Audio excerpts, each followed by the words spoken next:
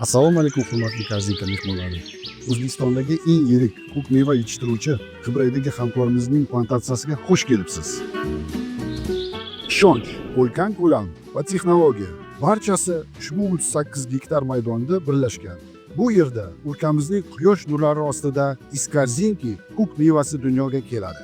Yaqin yillargacha ko'k meva tanqis rezavor sanalardi. Endi esa u ommabop, hamyonbop va Korzinka do'konlari assortimentida xaridorlar uchun hozir u nozir.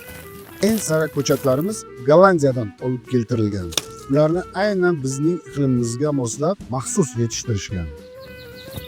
Bu yerda ham erta pishar, ham kech pishar navlar bor. Shu sababli hosilni maydan iyulgacha yig'ib olamiz. Bizda rezavorlar tanlab terilgandik. Yiriklari ham, o'rtachalari ham uchraydi. Har donasi yetilib pishgan, qassillagan, shirin va hatto ko'pchiligimizga xush yoqadigan o'sha yoqimli nordonligi bilan.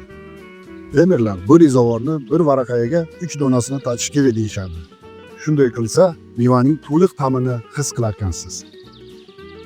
Biz ko'k mevani eng yetilgan paytda teramiz. O'sha kungi o'zida qadoqlab, Korzinkaga jo'natamiz. Siz yangi uzilgan mevadan bahramand bo'lishingiz uchun. Xuddi novdadan uzilgan zahoti sizning dasturxoningizga qo'yilgandek. Iskorzinki meva va rezavorlari daladan peshtaxtagacha to'liq nazorat ostida yetishtiriladi.